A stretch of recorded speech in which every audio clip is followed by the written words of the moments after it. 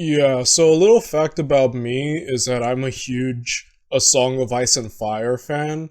I really love, George R. R. Martin's work and what he created, with Game of Thrones, obviously the television series that was good until it wasn't. And but I'm a huge fan of the world he created, the lore, and just the novels. I think personally with me, it is my favorite fantasy series, which makes it a little sad that I know it's never going to be finished, but at least the books. But I still really love that. And the thing is, George R. R. Martin, I know, was inspired a lot by real history and other famous fantasy authors. And in terms of the real history aspect of it, the War of the Roses has been cited as one of his main inspirations. I think if it was for the War of the Five Kings that takes place in the novels, but yeah, either way, it's been known, and I've heard a lot of times it's stated, by him and whatnot, that the War of the Roses was a huge inspiration for his work. And so, we're gonna finally, at last, I'm actually gonna finally see it in depth and, learn about it. Like, I've never really looked too deep into this, and yeah, overall, I've heard some things like, I know the Lancasters are a thing. Um, what else? Obviously, there's the White Roses, I think, and the Red Roses. Wait, let me Google this. Right, the White Rose of York and the Red Rose of Lancaster.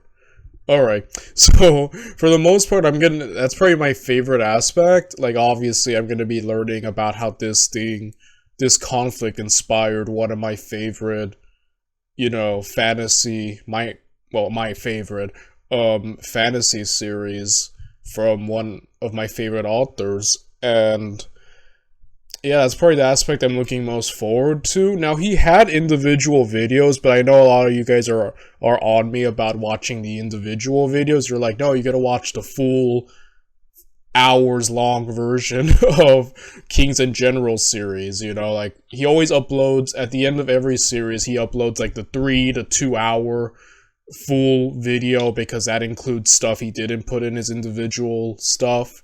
So for this series, in particular, the videos were really short, like 16 minutes long, and so all together it's only 53 minutes. Normally when I watch, Kings and Generals longer videos, I divide it into parts, but since this video is literally only 53 minutes, I can watch it all in one sitting and just upload it all at once. I don't think I have to do the individual cutting for this one. Besides, I'm pretty sure we've watched Old Britannia videos longer than this, so, so yeah, other than that, I think we should just get to it. I'm actually really excited to seeing just how this goes and what I can learn. So with that said, and without any further ado, let us get right into it. Let's watch The War of the Roses by Kings and Generals.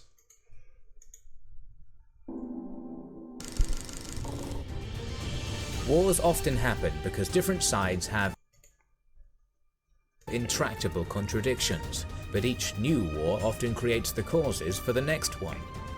The 100 Years' War between England and France was no different, causing many conflicts in Europe. In England, the Wars of the Roses stemmed from the 100 Years' War. Shout out to Conqueror's Blade for the King of England, Edward III, had 5 sons who survived into adulthood. For the first time in English history, he created duchies for them, making his sons the biggest landowners in the country. On the one hand, this strengthened the crown, but at the same time it formed a new class of nobility which had claims to the throne and enough power to vie for it.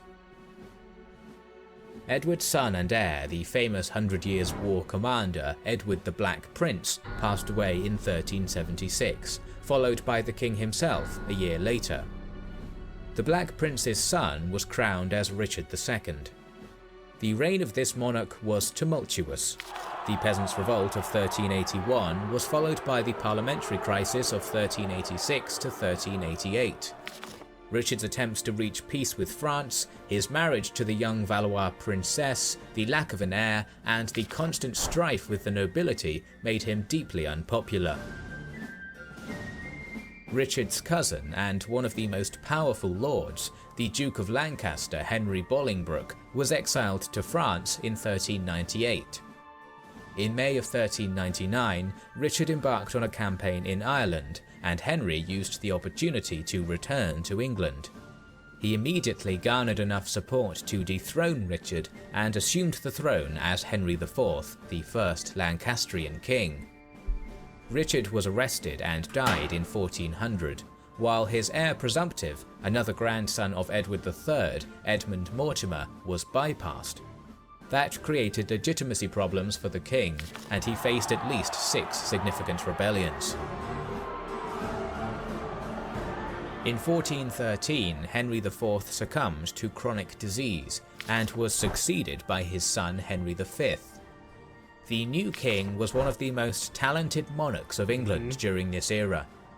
In 1415, he renewed hostilities with France and... Yeah, so we've watched the 100 Years War series by Kings and Generals earlier this year, I believe. So feel free to check that out. So this is kind of recap. I'm actually really happy we watched that series first, before this video. So yeah, a lot of this is just recap. Won an impressive victory at Agincourt. In less than a decade, he conquered more French land than any English king before him. The Treaty of Troyes was signed with France in 1420, according to which Henry married French Princess Catherine. Their descendants would inherit the French throne after the death of Charles VI the Mad. Both sovereigns passed away in 1422. Henry V's son, Henry VI, who was less than 1 year old, was crowned as the King of England. The king's uncle, John of Bedford, became the regent and took command in France, while his other uncle, Humphrey of Gloucester, looked after English affairs. Although Bedford was a decent commander, the French soon rallied around Joan of Arc, and Charles VII was crowned as King of France in Rheims. Henry's coronation in Paris was a mere symbol. By the time Henry reached adulthood and started governing in 1437, Bedford was dead and the situation in France was untenable. The king was weak and easily swayed by his nobles, and at that point the peace party led by Edmund of Somerset and William of Suffolk had more influence on the king than the war party of Gloucester and Richard of York. The sides agreed to peace at Tours in 1444. According to their agreement, Henry was to marry Charles' niece Margaret of Anjou and return Maine and Anjou to France. The marriage and the peace conditions were unpopular in England. Among those who protested was Gloucester, and that gave Henry a chance to imprison his uncle in 1447. Gloucester died shortly after, and this weakened the war party even more. Richard, who commanded the English lands in France, was stripped of his office and sent to govern Ireland, which was an exile. Somerset and Suffolk became dukes in this period. However, Suffolk was exiled under popular pressure and then murdered. Hostilities with France were renewed, and Somerset, who was appointed the commander in Normandy, lost all the northern holdings save for Calais by 1450 and returned to England. He and Queen Margaret had the king under their influence. The prestige of the monarchy was at an all-time low. The 100 Years' War impoverished England, the losses in France were hard to swallow, and the nobles who had lost their land on the continent were unhappy. At the same time, all the duchies created in the last century had become too strong and independent, and the dukes often had personal retinues larger than that of the king. At this point, it is essential to show you the family tree of the Plantagenet dynasty, as many grandsons of Edward III controlled these duchies, ushering in the era of what is controversially known as bastard feudalism. This era was characterized by the loyalty of the soldiers being to their lords rather than the king. The nobles would use that to procure offices, lands, and finances from the king. These lords and their heirs would play a central role throughout the Wars of the Roses. Richard, who had a strong claim to the throne as a great-grandson of Edward III, used the circumstances to return from exile in 1452. Although many came to his banner and demanded Somerset's arrest, the Queen's party was still stronger, and Margaret's pregnancy made her position even more secure. The situation would change in 1453. Affected by the loss of Bordeaux and Aquitaine, the king suffered a mental breakdown and became unresponsive.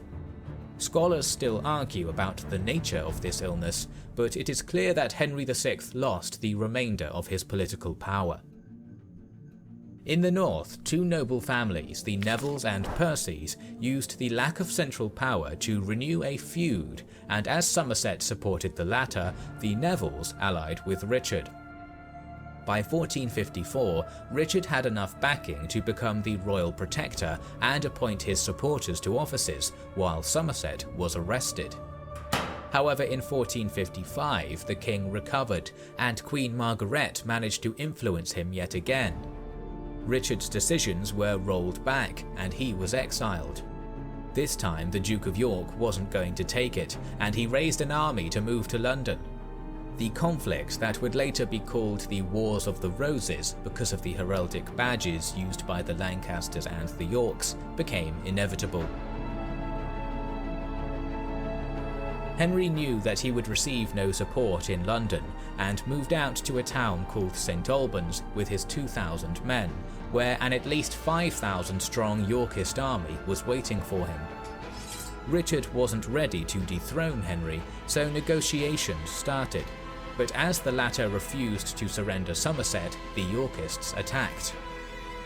The Lancastrian army, led in battle by the Duke of Buckingham, took up positions around St Albans' defences, primarily the gates on Sopwell and Shropshire Lanes, while the king was in the market square. Meanwhile, York's army drew up in a line east of the town on the Quay Field, behind the gardens of Holywell Street, the Market Square and St Peter's Square. At 10 AM, yeah, like I said, this is essentially like a huge sequel to, the 100 Years' War.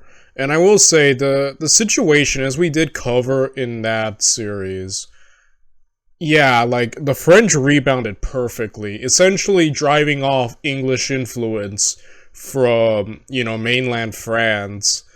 And all this is, like, creating such a turbulent, situation. Like, Henry's wife, is, the niece of the French king, and you can see the influence there. Obviously, has to be some, influence there. And Henry does seem like a man who doesn't have the character to, like, you know what I mean? He's easily influenced, which is never a good thing for a king, to be easily influenced.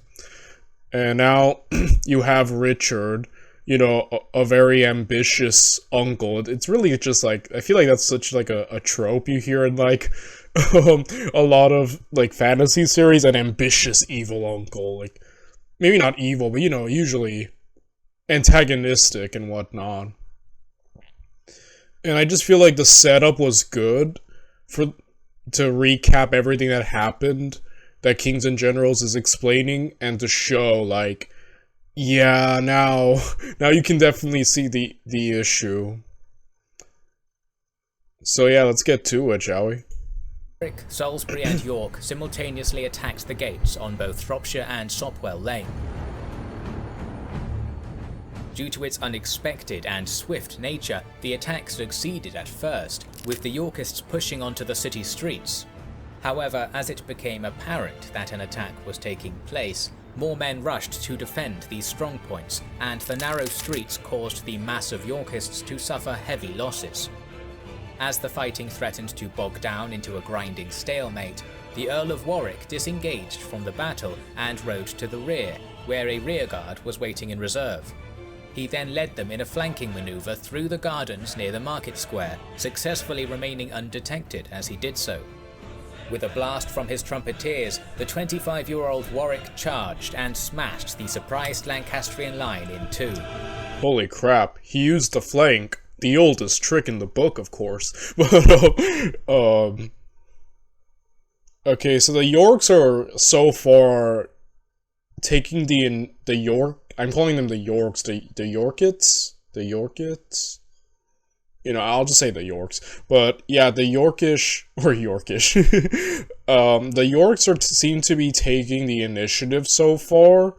At least in striking first.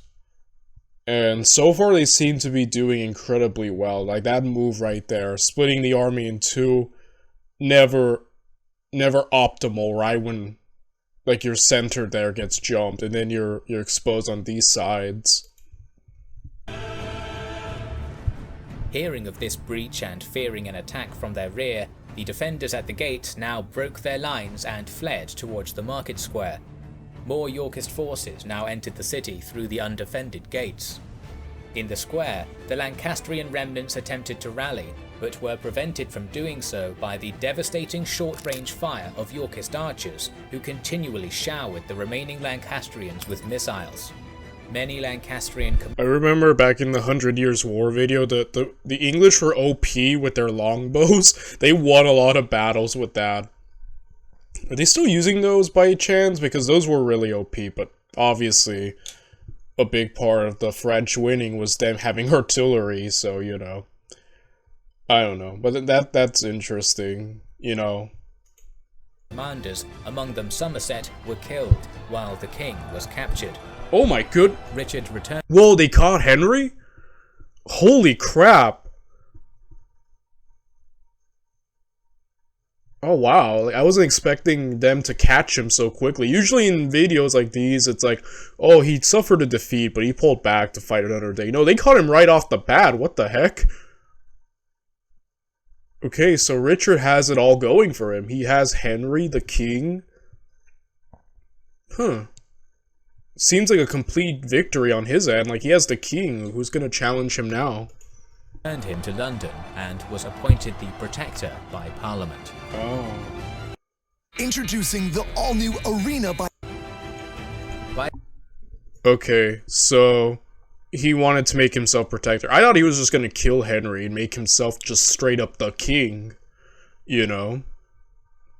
So is he just has to keep Henry as a puppet now, right? Like, essentially keep him under his thumb. Seems like the thing. The way he needs to go about it, right? By that time, Margaret gave birth to Edward and became the leader of the Lancastrian party.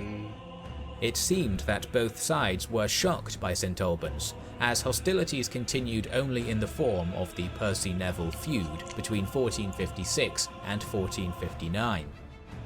Henry attempted to reconcile the parties on a few occasions, but the suspicions were too strong, and in the fall of 1459 the sides clashed once again. This time the Lancastrians gained the upper hand, and the Yorkists were forced to find refuge in Calais and Ireland. The Yorkists recovered quickly and returned to England in the summer of 1460. The king's forces were defeated at Northampton and Henry was captured. Richard attempted to claim the throne, but even his staunchest supporters refused. This is already twice Henry has been captured. Man. Yeah, I'm a little shocked Richard didn't just straight up like... Well, I guess obviously just murdering a king. I imagine there's a lot to that issues, but like still, you know what I mean. I wonder if Margaret is going to be a... Like, she seems to be the stronger of the pair between Henry and her, so I'm wondering if she's about to, like, you know, be a thorn. No pun intended. A thorn in Richard's side, you know what I mean? Like, seems like she might have to be.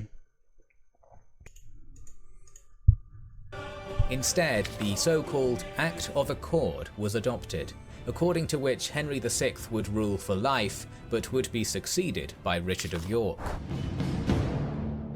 The Queen was willing to fight for her son's inheritance and was gathering her forces in the north.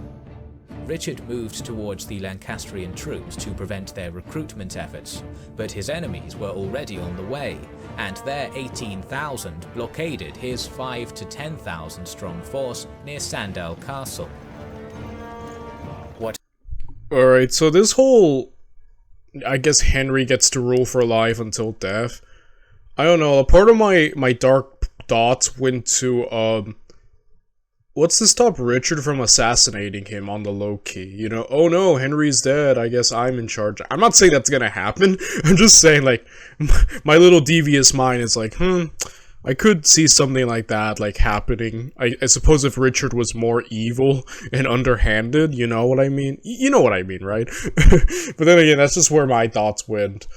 But yeah, it seems like Margaret is, like, straight up, like, yeah, now fighting for her son's inheritance. Like, you know, why should a direct son of the king not succeed him? Wow, this is just all over the place, you know? It's escalated so quickly. What happened next is still debated, but his next move was an attempt to sally out of the castle and attack the Lancastrian forces, a move which seems in hindsight to have been incredibly ill-advised and rash. Many scholars have attempted to explain this move by Richard. Theories range from simple miscalculation and rashness on Richard's part to Lancastrian trickery. It is said that Sir Andrew Trollope sent pretend deserters to Sandal Castle, proclaiming that their former commander was going to change sides. The Lancastrian forces also apparently showed false colours in order to trick Richard of York into thinking his reinforcements had arrived. Whatever prompted it, Richard chose to ride out from the castle and fight, rather than withstanding the trials of a siege, which would further deplete his provisions.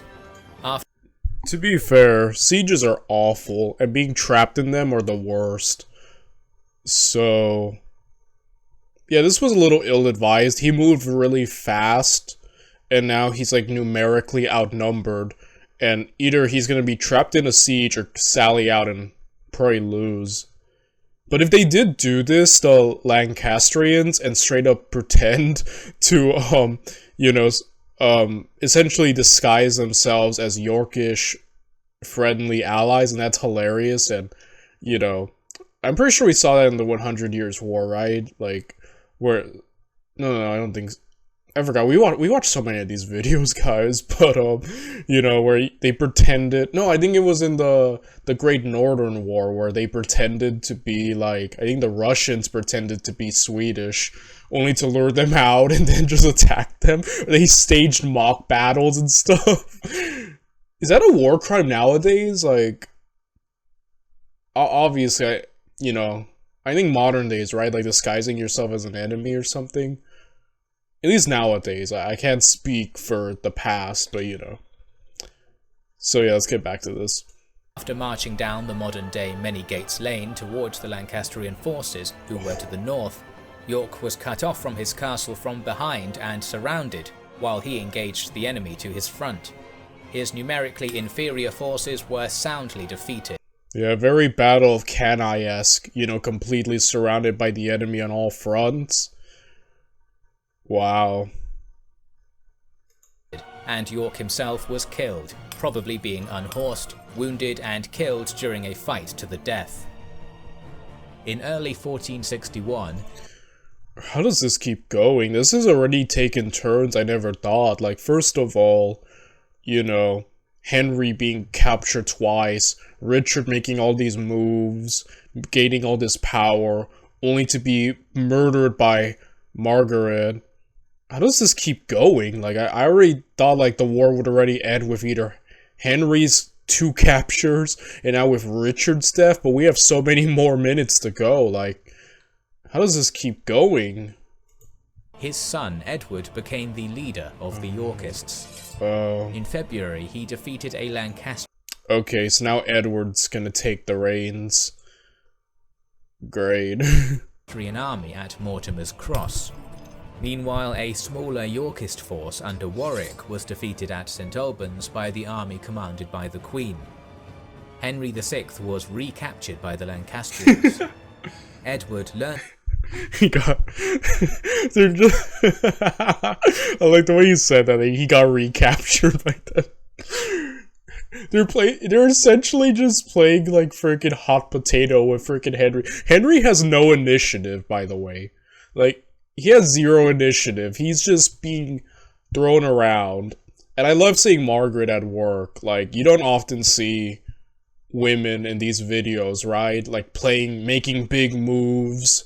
So it's always interesting when I see a woman, you know, acting out and, you know, basically taking the reins and being very powerful and making things happen. Like I said, you don't see that a lot in history. So Margaret's kind of a G right now. You know, she's kind of a baddie, as the kids would say. No. I don't know how to use that term, right? Baddie's more like when you see like a really hot. Well, she could have been hot, like, you know. I don't know, that portrait, she looks pretty good, you know. Okay, I'm sorry, but point is, she's making moves and winning battles, which is insane. So she's obviously wearing the pants in this relationship, it seems to me. Learned about this defeat and moved south, where he united with the remainder of Warwick's troops. As Lancastrian soldiers committed atrocities in the area, Margaret and Henry lost all their support and decided to move to the north. That allowed Edward to enter London in March and take the throne as Edward IV. The showdown was imminent. Both sides continued to recruit troops over the next few weeks. Edward left London on the 13th and arrived in Nottingham on the 22nd. Here he received the news that 30 to 35,000 Lancastrian troops, commanded by Somerset, were to the south of the city of York. Edward had less than 30,000. Holy crap, let me hear that one more time. Lancastrian troops, commanded by Somerset, were to the south of the city of York. Edward left London on the 13th and arrived in Nottingham on the 22nd. Here he received the news that 30 to 35,000 Lancastrian troops, commanded by Somerset, were to the south of the city of York. Edward had less than 30,000. Okay, so once again, the Yorks don't have the numerical... Thank you. But, once again, they don't have the numerical superiority. Again, numerical superiority isn't always the deciding factor in war. There are plenty of battles where numerically inferior force wins. But again, it is still a disadvantage, you know? Alright, Edward, show me what you've got.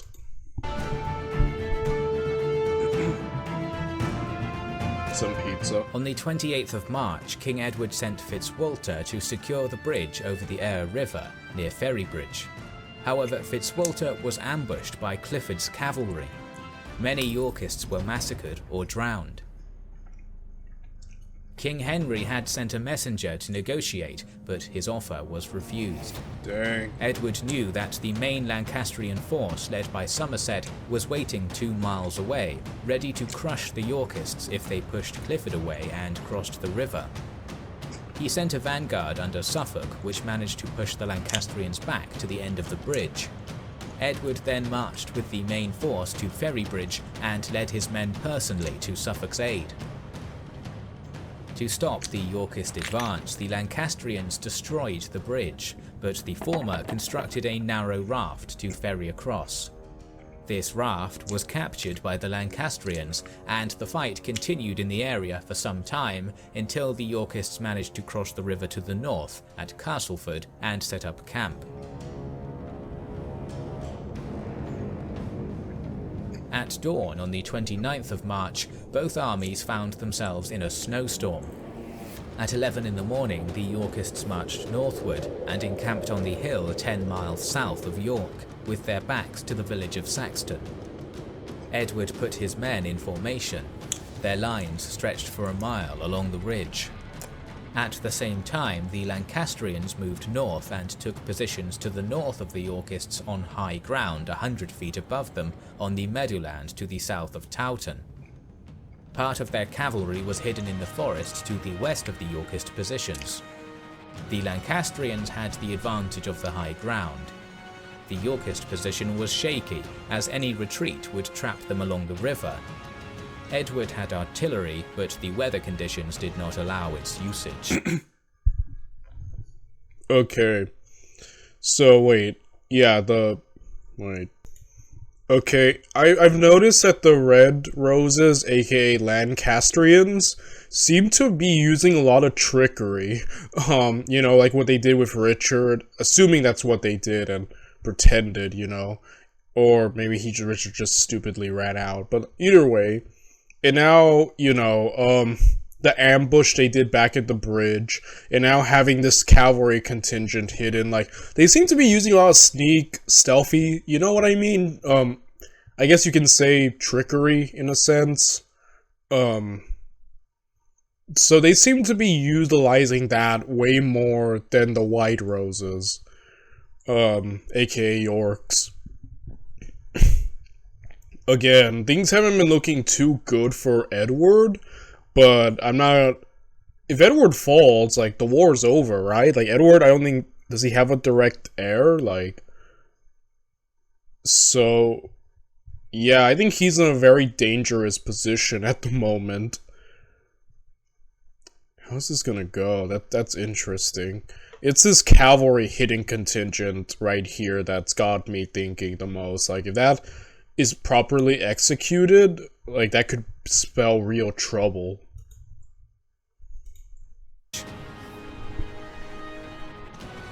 Somerset didn't want to descend from the high ground and waited for the Yorkists to approach. The battle started with archers exchanging volleys. However, the wind was blowing into the face of the Lancastrian archers, and they were unable to see the enemy properly. Their arrows fell short of the mark, and according to the sources, all they could hear through the whirlwind was the laughter of their counterparts. Oh, that's hilarious. That sucks. Man, it's the geography. Yeah, he has the advantageous position of the high ground, but it kind of reminds me of Cannae, where the wind and, like, dust was blowing at the Romans' face against Hannibal. Like, you know, never underestimate the weather and where the wind blows in a battle, right? So, yeah, already not a good start. Hail of counter-volleys accompanied this. The Yorkists were gathering thousands of enemy arrows and were firing them back at them, retreating after each volley to avoid the return fire. The Lancastrians suffered heavy losses and were forced to descend from the hill, taking up melee weapons and charging. The Yorkist archers sent a few more volleys and then retreated behind their men-at-arms. As the main Lancaster force charged into the Yorkist army, a fierce melee began across the line. At the same time, the hidden flanking force attacked the left flank of Edward's army, did significant damage, and almost routed it. The flank, oldest trick in the book. But again, Edward had reserves here, if you noticed. Like, him and his cavalry. Like, this was the Lancasters' trump card. But Edward has, like I said, the reserves here, and the reserves can help immediately push this advantage back, and then from then on it's just a fight. So yeah, it seems like the Lancasters are about to lose this one. Edward himself led the reserves and stabilized the situation on the left side. Still, the Lancastrians outnumbered their enemies and slowly pushed them back. It was then that the forces sent by Norfolk to assist Edward arrived. It is not clear if Edward gave an order or if the commander of this unit took the initiative, but these troops attacked the Lancastrians in the flank. Soon Henry's forces were routed. Sources claim that 20,000 Lancastrians and up to 10,000 Yorkists were killed.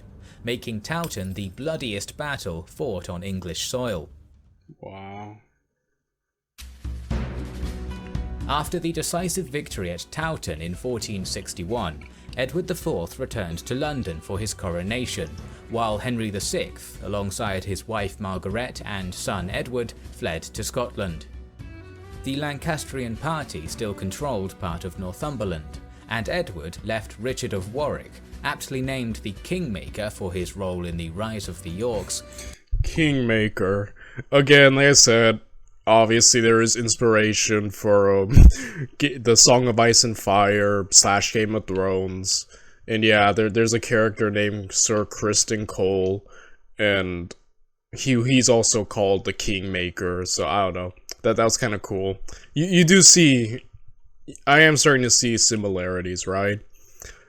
And yeah, it seemed like that battle was completely determined by the reinforcements of Edward showing up at the right opportune time, right? Now they're in Scotland, so I'm wondering if the Scottish are going to be involved in any capacity now. To deal with the last remnants of the resistance. By 1463, Warwick retook all of the castles belonging to the Lancastrian nobles and returned to the south. As Edward's position was strong, he decided to forgive some of his past enemies, among them Henry Somerset and Ralph Percy. King Edward was wary that the Scots supported the Lancasters throughout the first phase of the war, so in 1463 he asked James III to sign a treaty. The Scots agreed and sent their diplomats to York in 1464. To prevent the agreement from happening, Lancastrian nobles, nudged by Queen Margaret, rebelled in 1464 under the leadership of Somerset and Percy in Northumberland. Edward sent a force led by Warwick's brother John Neville to the north, and in May he defeated Somerset at Hexham. All Lancastrian leaders were killed, which ended the rebellion for good. The treaty with the Scots was signed, and Queen Margaret and Prince Edward escaped to France to their relative King Louis XI. In 1465, Henry VI was captured in Lancashire and brought to London. How many times is Henry gonna be captured? This is like already the third time. I'm telling you, it's the hot potato, man. But Margaret, yeah, going back to France seems like the opportune, optimal solution. I'm wondering if she's gonna keep fighting, or she's gonna be like, you know what, screw England, I'm just gonna chill in France now. Yeah, it seems like the Yorks just have it all in the bag. They defeated the main Lancastrian nobles. They have the king. Margaret's off England and is now in France. Like, how does this war continue? Which ushered in a short period of peace in England. During this time, Richard Warwick became even more powerful, assuming many offices and taking lands from the Lancastrians. He tried to assert influence over the young king, and he saw negotiations with Louis in 1466 as one of the ways to do it. Warwick tried to marry Edward with the daughter of the French king, Anne, and this is when a secret came out. The king had privately married Elizabeth Woodville in 1464, and the fact that she was from the lower nobility shocked the magnates. On top of that, Edward entered a secret alliance with the Duke of Burgundy, Charles the Bold, negating Warwick's negotiations with Louis and embarrassing him. Oh snap. He didn't tell Warwick any of this? Like, I know he's the king, he's not... But like, I feel like Warwick... Unless Warwick... He mentioned that Warwick went there for like... on Edward's behalf, and then Edward does this. Marry a lower nobility woman. Because Warwick seemed to have the right idea. He's like, alright, you know, negotiating with the French and getting an alliance through marriage would have definitely made Edward stronger, right? But Edward seems to have undermined this move by making this. And then here, let me... Okay, I just had to... I rewatched some of that right now. Okay, Warwick is getting very powerful. And now he has been embarrassed by Edward. I don't know, if I'm thinking about... If I'm operating by my Song of Ice and Fire logic, Warwick might become a problem right now. Right? Like, he's getting very powerful. He's been slighted now. He wants influence over the king. He just got embarrassed right now. He's going back. I imagine he's not happy. Like, surely he becomes a problem, right? Or... I don't know, let's find out. That's where my mind is going at the moment. Left the court in 1467 and started plotting against the king. In 1469, one of his captains started a rebellion in the north. Edward moved to Nottingham in the early days of July, but upon learning that the rebels outnumbered him, decided to wait for reinforcements. However, Warwick entered London a few days after and declared for the rebels alongside his son-in-law, the king's brother, George. The rebels managed to bypass Nottingham and attacked the royal reinforcements at a place called Edgecote Moor. Supported by Warwick's troops, the rebels routed the forces of the king. Edward was captured on his way back to London. My goodness, Warwick has become a problem. I knew it. Like, I'm happy I predicted that, because I'm like, huh. What would a Song of Ice and Fire character do? Oh yes, plot. Immediately plotted. That's what he did. Yeah, okay, I'm glad I got that right. But now, what, is Warwick on the side of the Lancasters now? Like, now Edward's caught. So that's immediately, like, the Yorks should be knocked down for the count, right? Like, I feel like this war should have ended, like, 10 times already, but it somehow keeps going. You know what I mean? It just keeps going and going and going. Warwick's attempt to rule in the king's name, or even dethrone him, failed, as Edward was still very popular among the nobility and the commoners. Rebellions forced Warwick to release the king, and he ended up with even less influence over governance than before. So Warwick decided to instigate another rebellion in Lincolnshire in March of 1470. This time the king moved swiftly, not allowing the rebels to connect with Warwick. At Losecoat Field, Edward's outnumbered army defeated and routed the rebels. This forced Warwick to flee to France. I can't believe what I just witnessed right now. So Warwick, after being cited, shows back up, basically causes rebellions, captures the king, everyone turns on him, so he just lets the king go, apparently just do whatever you want, like, not under watch or anything, just he's let go, and then he tries the exact same strategy again, but this time Edward obviously learned from the previous ones, now he's just gone. Oh my goodness, this is, like I said, this is just taking turns I would have never guessed. So now Warwick's just gone rogue. France, where Louis reconciled him with Queen Margaret. Kingmaker was going to restore Henry VI, who by now wasn't in possession of his faculties, to the English throne using French support. In September, Warwick landed in Devon. Initially, Edward was planning to march against him, but Warwick's brother John, who had remained loyal to the king until now, finally rebelled, and Edward had no other choice but to leave England. In October, Warwick entered London and restored Henry to the throne. Kingmaker indeed. And now Edward's kicked out of England. Yo, this conflict rocks. What the heck? I love this.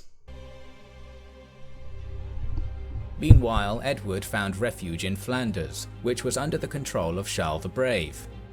Although the help he received from Burgundy was minimal, Edward returned to England in March of 1471.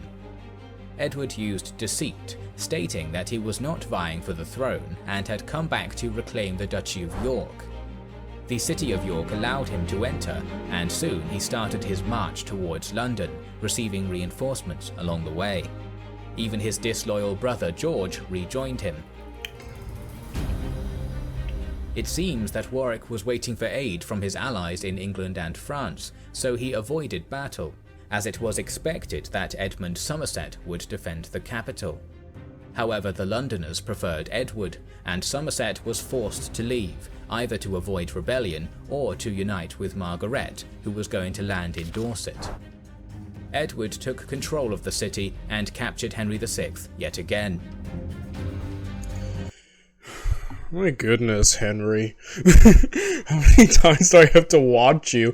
Take a drink every time friggin' Henry gets captured. Oh. This is so all over the place, man. Edward had between 10 and 15,000 men, and was outnumbered by Warwick's army, which had more than 20,000. But he knew that he needed to attack before more reinforcements could join his enemy from the south.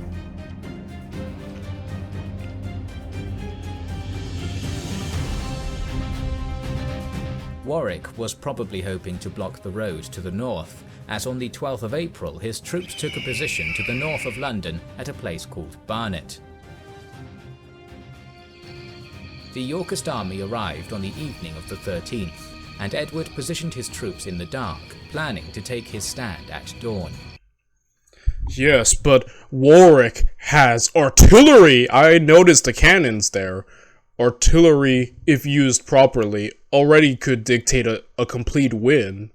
Again, if used properly.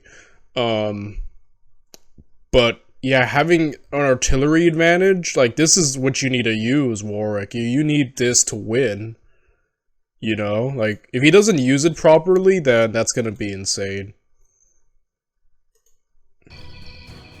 It is said that Edward made a mistake in the dark, underestimating the distance between the two armies, and moved his troops closer to those of Warwick than he had intended. This, however, proved fortunate, as the Lancastrians, who were using their artillery to weaken their enemy, were overshooting Edward's troops, who moved through most of the night to take up positions. He deployed Hastings on the left, and his brother Richard, Duke of Gloucester, aged 18 at the time, on the right, while George was to stay with him in the centre. A small reserve was stationed behind the main line. Opposite them, Warwick and his brother John Neville commanded the centre, with Exeter on the left side and Oxford on the right. The Lancastrian knights were dismounted, as that usually showed that they weren't going to retreat and would fight among the commoners until the very end.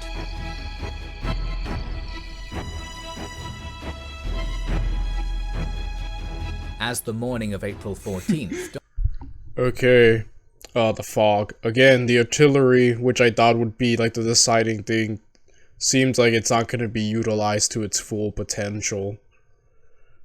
So, yeah. dawned, a mist engulfed the battlefield. The armies failed to line up parallel to each other, with both ending up in a slight oblique formation in relation to the enemy. The Lancastrians had numbers, so this at first worked to their advantage. Oxford's unit attacked the flank of Edward's army. Hastings' troops were soon overwhelmed. Many of them died during the retreat, while the remainder fled all the way to London, claiming that Edward had already lost the battle. Unfortunately for Warwick, a big part of Oxford's unit remained detached from the battle, as they attempted to loot their fallen enemies, with only part of it returning to the fight. As visibility was still poor, neither side knew about these events. Legit, he just lost it. Edward lost his left flank, and he doesn't even know he's lost it. Wow. That's insane. Meanwhile, Gloucester repeated Oxford's maneuver, attacking the Lancastrian left and pushing Exeter's troops back. This shifted the lines yet again. Yeah, these lines are completely wonky, which goes to show why fighting with no visibility is just crazy. Like, it's just all wonky, no one's properly aligned, just... yeah. Warwick, aware of this, ordered his reserves to support Exeter and restore the formation, while his forces moved against the enemy's centre, and the lines finally joined. It is said that the remainder of Oxford's troops returned to the battle at this point, and in the mist ended up behind the reserves commanded by John Neville, which were sent to support Exeter. Apparently, Oxford's coat of arms with stars on it was mistaken for Edward's banner with the sun on it. The panicked forces of Neville turned towards Oxford's troops and unleashed their bows, killing— Oh my gosh. Holy crap, this is insane. Man, it reminds me of, like, you know, what was it, the Battle of Philippe? I forgot the name, but, like, where, you know, the battle between Augustus, where Augustus and Mark Antony teamed up to fight, you know, Brutus and Cassius, and then, like, Augustus's route got completely, like, overrun, but, like, by Brutus, and when Brutus came back, Cassius thought, like, oh no, we're being overrun, and then he just killed himself. That's kind of like, I'm getting those vibes, just the amount of, like, insanity going on in this one battle. Many of their comrades. As backstabbing was so common during this period, Oxford and his men cried treason and started retreating to the north. This cry resonated across the Lancastrian line, which ended up in disarray. At this point, the fog started to dissipate, and Edward, seeing his enemies panicked, sent in his reserves to move across the right side and attack the Lancastrians from the flank and rear. Soon Warwick and Neville were killed, while Exeter was captured. Wow. Rip Warwick, man. Kingmaker all over the place, but now he's gone. Another big player's dead. Yeah, I can definitely see where all the inspiration George R.R. Martin ever needed has come from this conflict. It's insane. Yeah, the Lancastrian side had all the advantages, but just the weather was not good for them. Like, they had all the advantages for a win on this one. 5,000 and 10,000 Lancastrians were dead, while the Yorkists lost less than 1,000. Unfortunately for Edward, while this battle was raging, Queen Margaret and her son, Prince Edward, landed in Dorset and were greeted by Somerset. Edward dismissed most of his troops and returned to London, then learned about the arrival of Margaret 2 days later.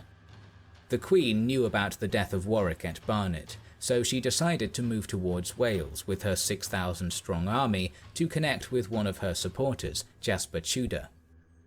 A few of her units were sent to the east to deceive Edward, but the king was not fooled and moved swiftly to the west with his remaining 5,000. By the time Margaret reached Bristol on the 30th of April, Edward was at Cirencester, some 60 kilometers to the northeast. He attempted to block the Lancastrian route to the north, but was outmaneuvered. It was becoming clear that Margaret was trying to move across the River Severn to reach Wales, so Edward sent a message to the governor of Gloucester, the city which controlled the nearest crossing, ordering him not to let Margaret pass. The Lancastrian army had no other choice but to move to the north and cross near Tewkesbury.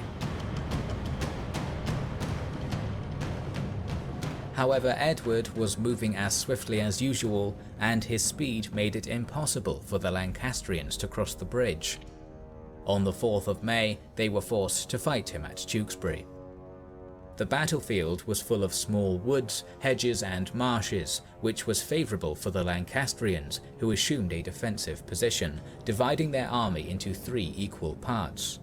Their left and rear were protected by a river, while the centre was positioned on a hill. Similarly, Edward divided his troops into 3 groups, but a small cavalry ambush was placed in the woods to the extreme left. Yeah, I noticed that. The cavalry there. So, assuming that... Oh, but he has artillery. If he utilizes the artillery, this could be an easy win for for Edward here. Okay, I'm going with Edward on this one. I think Edward so far seems to have the advantage now. Assuming there's no freak weather like mist like before, I think Edward might have this in the bag. The Yorkists also had a decided advantage in artillery, as the army of the Queen was forced to abandon its cannons during the march. The battle started with a Yorkist advance supported by artillery volleys, but as the terrain was broken, it was impossible for Edward to move in a coherent line. Somerset attempted to use the divide in the enemy forces and attacked the unit commanded by Edward. Initially, this charge surprised the king and his troops, and they were pushed back. However, the charging Lancastrians ended up with the ambushing horsemen to their rear, and a charge routed them. Most of this unit was cut down. According to the legend, Somerset managed to return to his main line and killed the commander of the centre who failed to support him. Oh. It was clear that the Lancastrians had lost, and their retreat ended up in a massacre. Most of the Lancastrian commanders, among them Somerset and Prince Edward, were executed, while Margaret was taken captive. Holy crap. Dude. How does this war go on? It's gonna be a theme. How does this keep going? Like, Edward has killed basically the main opposition. He has the queen now, so she's not gonna be going around causing mischief anymore. Warwick's gone. He killed the prince.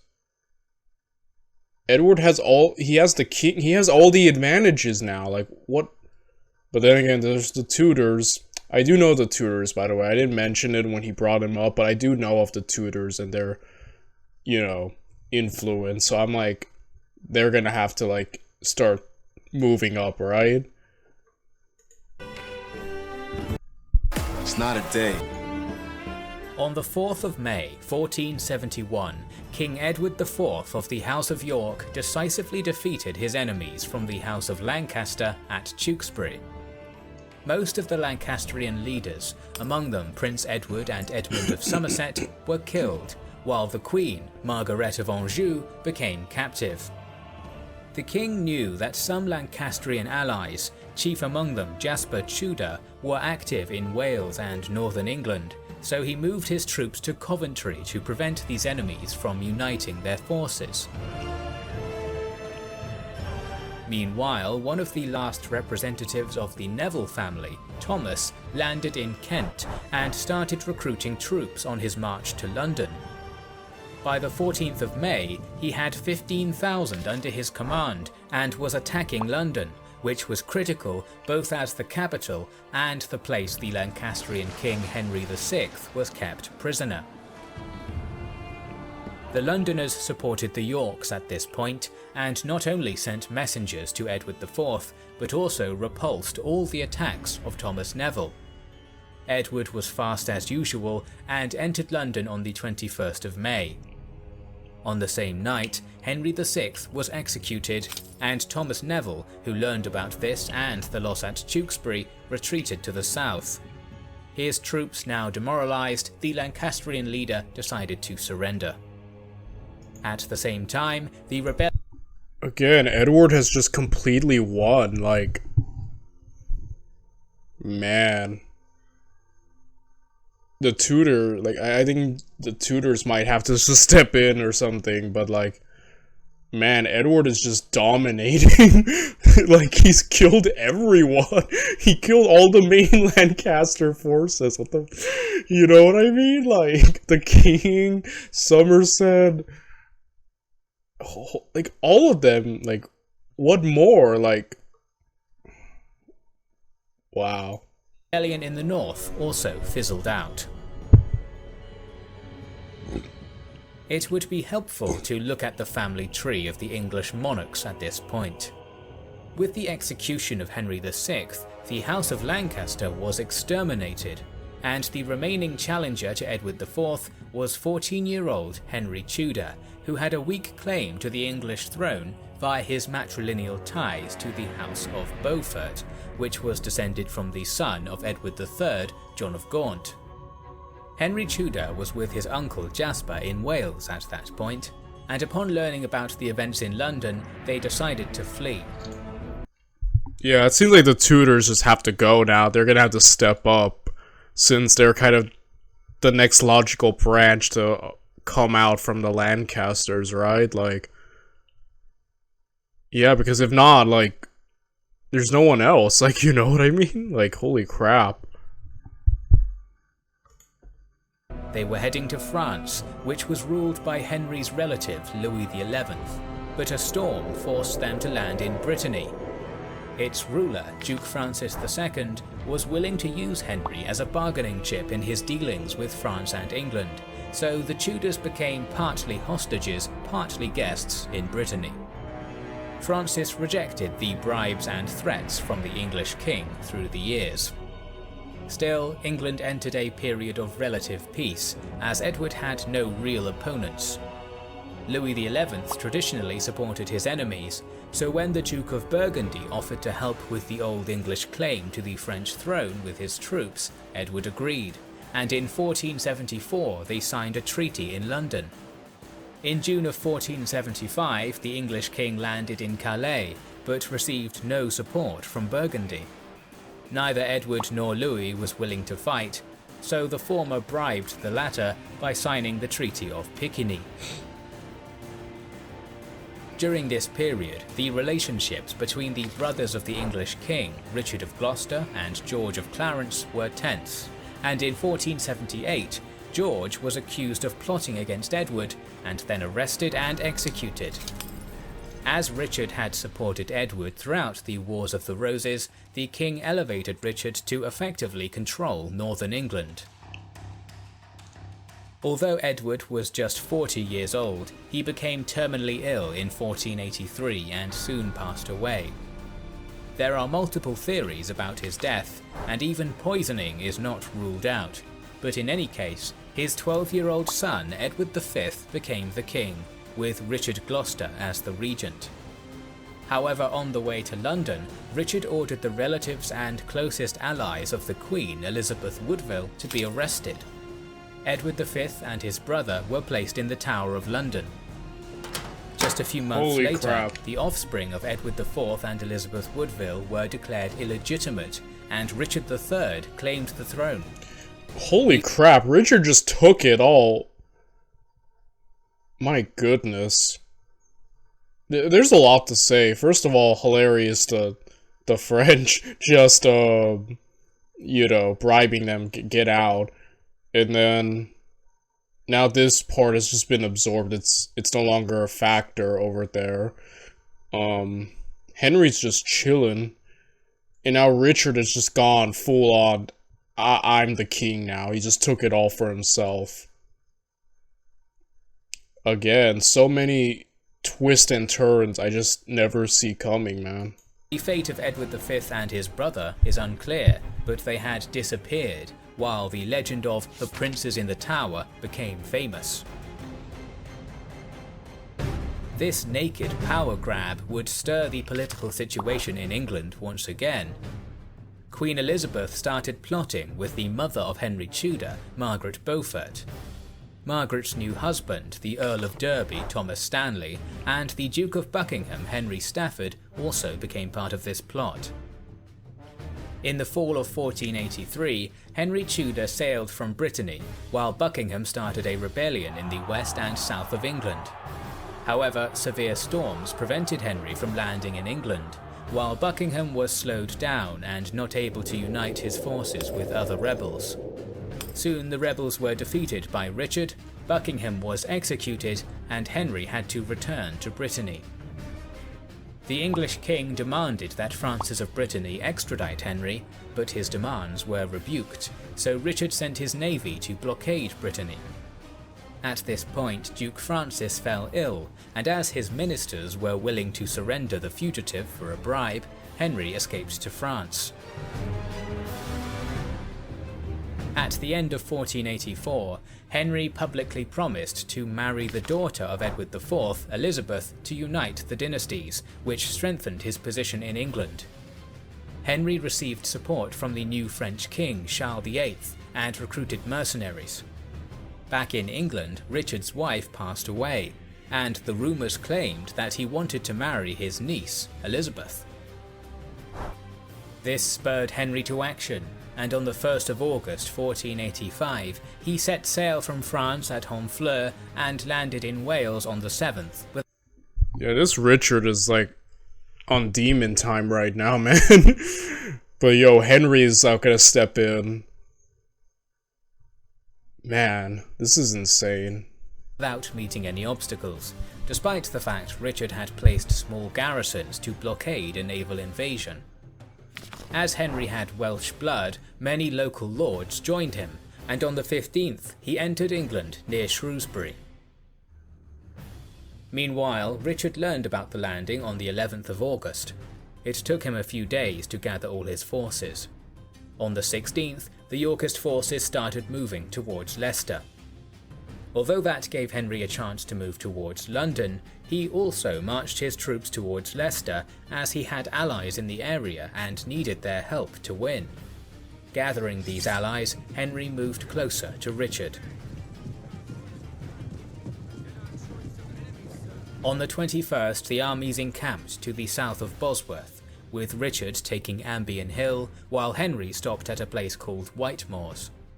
Thomas Stanley seemingly promised to join both sides, but instead made a camp at a hill called Dadlington to the south of Henry and Richard. The Tudors had more than 5,000 troops, while the Yorks probably fielded an army closer to 10,000. Stanley's 5,000 were a wild card. Stanley really just showed up and said, "Let me see how this is gonna go." It seems like he's about to jump on someone's side any minute now, right? Man, this is insane. The Tudors have to win, right? Like, surely. Because if they fall, it's just... the Yorks just have it all, right? Like... On the morning of the 22nd, Henry arrayed most of his forces in one large unit, commanded by the Lancastrian veteran of the Battle of Barnet, John of Oxford, while he led a small reserve. The Tudor army started marching towards their numerically superior enemy. Richard was surprised by this, as he expected Henry to take a defensive stance. The battle was not beginning according to his expectations. Still, he managed to get his army into three groups. John of Norfolk commanded the right, Percy of Northumberland the left, while the king was leading the centre.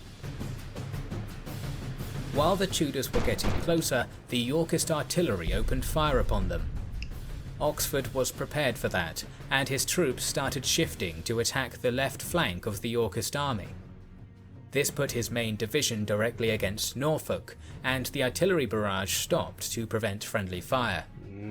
Although the Yorkists had numbers on their side, Oxford widened his line on the march before the two groups finally clashed. It's the maneuvering that I'm most impressed with so far. Like, already, Henry's catching him off guard, Richard off his game.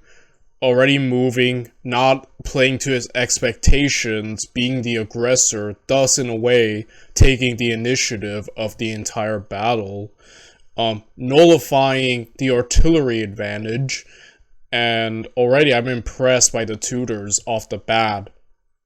Stanley has to join them, right? Like, that's what I'm thinking in my head. Stanley's about to jump in and help the Tudors, and then they're gonna win. Like, I don't know, like, again, twists and turns, right? Stanley might just do nothing, or he might go for the Yorks, like, but, like, my head, I'm, like, thinking, he has to, like, help the Tudors, right? Like, that seems to be where my thought process is going, but then again, you never know in history, do you? Anything can happen. Oxford widened his line on the march before the two groups finally clashed. The Tudor forces started to push back their counterparts. At the same time, Northumberland on Richard's left flank wasn't moving in, either due to betrayal or in fear that Stanley, who still hadn't made his move, might attack him from the rear. Richard needed to turn his centre to descend from the hill, but it was moving too slow, and that allowed the Tudor rearguard to move in and attack Norfolk from the right. Seeing Henry's dragon banner, Richard decided to charge against him with 1,000 horsemen. Initially, this charge pushed Henry's forces back, and the unit was close to panic. However, the challenger to the throne stood firm, and his bodyguards managed to stem the tide. Oxford also supported his liege, sending a group of pikemen to attack Richard from the left. This attack started pushing the English king towards the marshes in the southeast. Simultaneously, Stanley sent his younger brother William to join the battle, and he attacked Richard's group from the right. This was the final straw. The knights around Richard... Okay, I like the way Stanley played that. Like, almost like an agent of chaos. He showed up, said, "You don't know who I'm gonna help," and just sat there and just let everything happen. Then he was like, "Alright, here's what I'm gonna do." Like, I don't know, it's a lot of personality there, I see. Stanley really playing the big moves. Oxford, on this side, total G, by the way, like, out here helping out, Henry. And yeah, that's just insane. This has been awesome. What the heck? Richard started dying, and soon he was killed with a blow to his head. The news of his death ended the battle. We have conflicting information on the casualties, but it seems that they were relatively low, as the fight took less than 2 hours and was decided in the engagement of 2 groups of knights. After Henry dismissed his mercenaries, established his rule over England, and married Elizabeth of York, it seemed as though the War of the Roses was over. Indeed, many consider the battle at Bosworth Field to be the concluding moment of this war, but Yorkist sympathisers would not allow Henry's rule to begin smoothly. Francis, Viscount Lovell, and Sir Humphrey Stafford, and his brother Sir Thomas Stafford, had escaped and fled to the sanctuary of Colchester Abbey. They had lost their lands and titles, but still felt they had sufficient power to rally the common people against the new king. In April of 1486, 8 months after Bosworth, the trio left the sanctuary of the Abbey and began to incite armed rebellion. Lovell travelled to the region of Yorkshire around Middleham Castle, which was a former Yorkist stronghold, while the Stafford duo went to Worcestershire in the West Midlands. Henry VII was in Lincoln when he received news of the budding Yorkist revolt, travelling on his first royal procession. With the large retinue he had with him, a decision was made to deal with Lovell first, as Henry feared the reaction of the traditionally Yorkist areas that Lovell was rising in a rebellion. By the time Henry reached the city of York on April 23rd, the rebels were struggling to gain any traction due to the lack of a central Yorkist figure to rally behind. The nail in the coffin was hammered in by Jasper Tudor, who was sent to offer pardons to all of the rebels except for Lovell. This worked out, and while the rebellion collapsed in Yorkshire, Lovell eventually fled to Burgundy and to the court of Edward IV's sister, Margaret of York. To the south, the Staffords had no greater success in Worcestershire, and the incipient rebellion utterly collapsed after news arrived of Lovell's flight, and the fact that Henry was coming with a large army. With that, the 1486 rebellion fell apart, but it did inspire many other smaller bouts of unrest elsewhere in the country, which were quickly quelled. Meanwhile, in Burgundy, Lovell discovered that he was not the only exiled Englishman present. Many other Yorkists, including a Calais captain known as Thomas David, who had brought a part of the Calais garrison with him, were present. They quickly became allies. Another prominent Yorkist who had survived the Battle of Bosworth was the Earl of Lincoln, Sir John de la Pole, a nephew of Edward IV. After King Richard's death in 1485, Henry had imprisoned Edward Plantagenet, 17th Earl of Warwick, who was a potential rival to the throne as the nearest male heir of the Yorkist line. An Oxford priest known as Richard Simons noticed a striking physical resemblance between a scholar named Lambert Simnel and the imprisoned Warwick, and he was claimed to be the real thing. Lincoln realised this was an opportunity to rally the Yorkist lords at Margaret's. Oh, devious. He looks just enough like him to straight up say he... Oh, that's devious. You know, there's a theory, for those of you who actually watch or know about the Song of Ice and Fire novels. I hope you, well, I hope some of you do at least, but, you know, like the fake Aegon in the books, or Fagon, there's a theory that, you know, what's their name? Younggriff is secretly, he claims to be a Targaryen. And a theory is he's gonna go to Westeros and essentially try to establish a Targaryen rule again, but there's a theory that he's not actually a Targaryen, so some of the fan base has taken to calling him Fagon instead of Aegon, you know? So, again, like, I could see that kind of similarity, assuming that's completely true. We don't know, the book might never come out, so, but, you know, kind of the idea of someone fake being used to rally behind is something else. Like, that's interesting. Man, all the freaking Yorks are uniting to try to get Henry off. Dude, Henry, like, what are you gonna do, man? Court to him.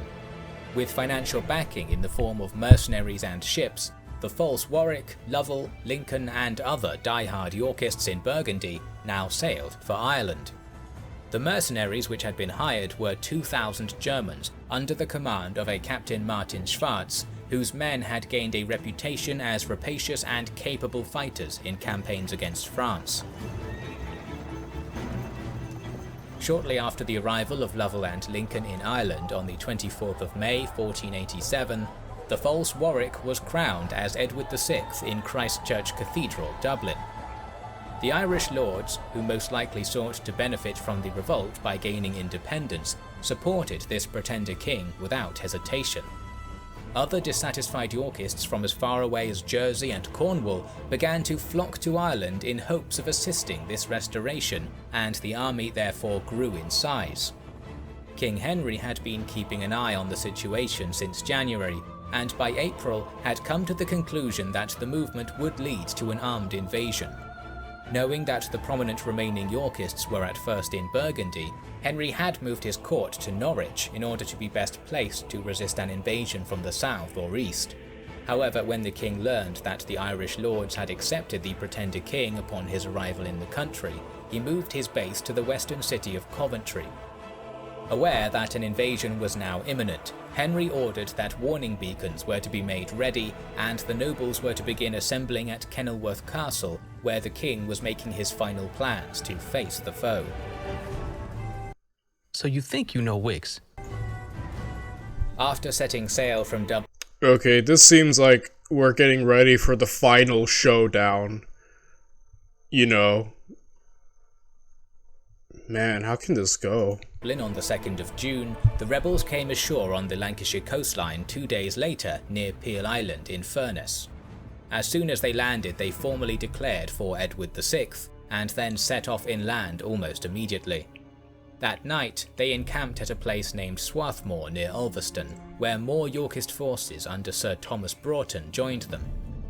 The following day, the rebel force set off for Yorkshire, moving through Carnforth, where they were further reinforced by contingents sent by the anti-Tudor Harrington and Middleton families. As they crossed the border into Yorkshire itself, additional supporters joined them, but the extremely rapid progress of the revolt prevented them from rallying their full forces. Lincoln now chose to write a warning addressed to the Lord Mayor of York in the name of Edward VI, stating that his army intended to enter the city in order to gather supplies. However, the divided citizens did not know whose side to take, and they eventually decided to remain loyal to Henry, who had been generous to them in his short time as king. Lincoln soon received a reply from the city leaders of York, stating that if he tried to enter the city, he would be resisted with force. This was a setback, but on the 11th of June, this rebel force won a minor victory against a Lancastrian force led by Sir Henry Clifford, capturing his baggage train intact. Realizing that a rapid advance would be more beneficial than a lengthy siege, the victorious Lincoln made the decision to turn south instead. Aware that the king would attempt to intercept them on the march, a decision was made to head for the Nottinghamshire town of Newark. Henry was well served by his many scouts and agents quickly becoming aware of the rapid rebel advance.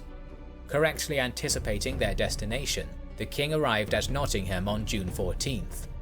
The rebels continued their march south via Castleford and towards Rotherham, reaching the town of Southwell by the 14th.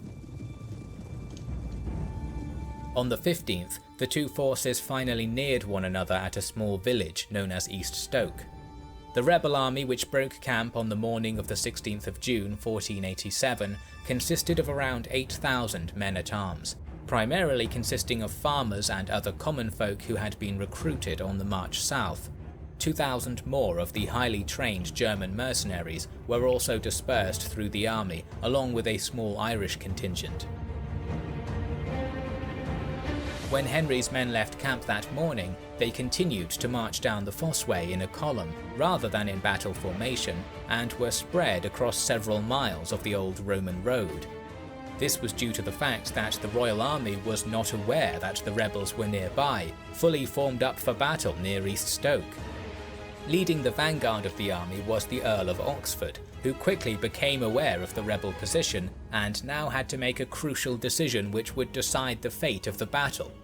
Aware that a retreat would mean a devastating blow to morale, and standing his ground would be a massive risk, Oxford instead chose to attack after sending a message about the situation to the king, who was several miles behind.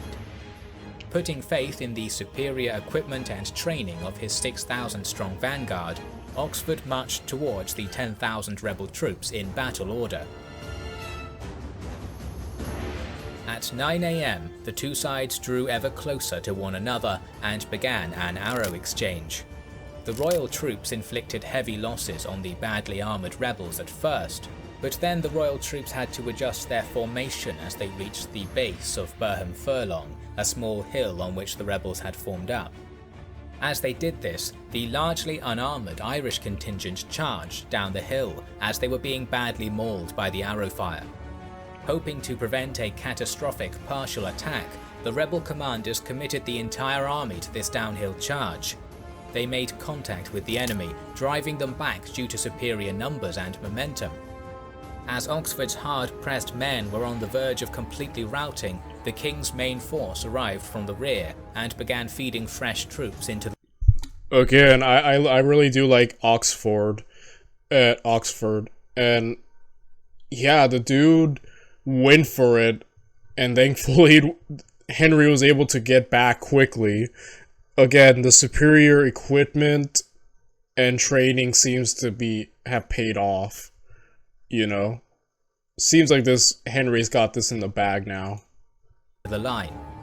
The rebels, now hopelessly outnumbered, found themselves gradually pushed back towards the hill and then up it. Less than 3 hours after the conflict had started, the rebel line broke and their army routed. As the rebels fled, the majority of them tried to escape along a ravine leading from the hill down to the River Trent, which was nearby. Many of them were cornered by the king's troops here and were slain in their hundreds. This grim place is still known locally as the Red Gutter, as the slaughter was apparently so great that the floor of the ravine ran red with blood. The false Edward VI, Lambert Simnel, was captured by a squire and was surprisingly spared. This was the final battle of the War of the Roses, and the Tudor dynasty would rule England for over a century after. We always have more stories to tell, so make sure you are subscribed to our channel and have pressed the bell. Well, a bit abrupt there, in terms of ending it, but holy crap, that was awesome, dude. Like, I see so many similarities, you know, like I said, with some of the literature I've read, and this is just a cool conflict, full of so many twists and turns, not fully knowing where things would go. That was just awesome. And yeah, overall another banger from Kings and Generals. And I'll leave it at that. I'll see you guys tomorrow when we start something new. Bye everyone.